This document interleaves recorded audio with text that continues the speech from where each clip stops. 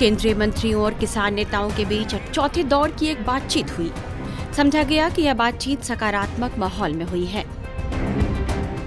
केंद्र की तरफ से 3 मंत्री, कृषि एवं कल्याण मंत्री अर्जुन मुंडा, वाणिज्य एवं उद्योग मंत्री पीयूष गोयल और गृह राज्य मंत्री नित्यानंद राय किसानों के साथ बैठक में शामिल हुए।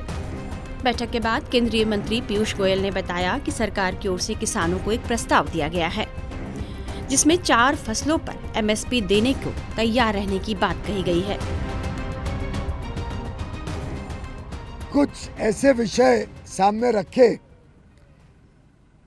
जिसमें 3-4 प्रमुख अंश को जोड़कर एक सहमति से लगभग दोनों पक्षों के बीच में वार्तालाप के माध्यम से लंबी चर्चा, सकारात्मक सोच, पॉजिटिव एटीट्यूड के साथ और थोड़ी innovative, out of the box thinking करके कुछ सुझाव जिससे पंजाब का भी लाभ होगा, पंजाब हरियाणा के किसान हो, पंजाब हरियाणा की जमीन की समस्या हो और साथ ही साथ पूरे देश के किसानों को भी, देश की अर्थव्यवस्था को भी और देश के उपभोक्ताओं को भी, सभी को लाभ हो सके, ऐसा एक मार्ग चर्चा के माध्यम से निकला है।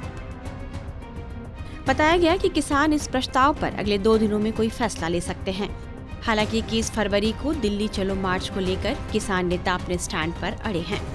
चौथे दौर की वार्ता के बाद पंजाब किसान मजदूर संघर्ष समिति के महासचिव सरवन सिंह पंढेर ने क्या कहा, ये सुन लीजिए। मीटिंग हुई है, उसमें अभी कर्ज मुक्ति पे ऊपर, C2+50 के ऊपर, C2+100 गन्ने के ऊपर और अन्य जैसे WTO है, नरेगा है, ये सब बातों के ऊपर अभी चर्चा बाकी है। जब उनकी मंशा है, अभी हम आपके सामने कोई प्रस्ताव रख रहे हैं, जो प्रस्ताव रखा आपको मालूम है, वो प्रस्ताव आ गया। हमने कहा ठीक है, हम नहीं चाहते पूरे देश भर में ये बात जाए कि कोई प्रस्ताव किसान आंदोलन में रखा जा रहा, किसान लीडर के समक्ष, वो उसके ऊपर बगैर विचार विमर्श किए जवाब दे रहे हैं। हम फिर अपने दोनों फोरमों में उसको अच्छी तरह से विचार विमर्श करके बात करेंगे। जहां तक दिल्ली जाने का निर्णय है, तो 21 तारीख के 11 बजे वो हमारा कार्यक्रम पीसफुली ढंग से स्टैंड कर रहा है। दूसरी तरफ मीडिया रिपोर्ट्स में यह कहा जा रहा है कि सरकार के इस प्रस्ताव पर किसानों के अलग अलग समूहों में सहमति नहीं बन पा रही है। भाकियू चढ़ूनी के नेता गुरनाम सिंह चढ़ूनी ने कहा कि सरकार के पास 21 फरवरी तक का समय है। सरकार को सोचना चाहिए कि तिलहन और बाजरा खरीद के लिए बहुत महत्वपूर्ण है। जैसे उन्होंने दालों, मक्का और कपास का उल्लेख किया, उन्हें इन दोनों फसलों को भी शामिल करना चाहिए। अगर इन दोनों को शामिल नहीं किया गया तो हमें इस बारे में फिर से सोचना होगा।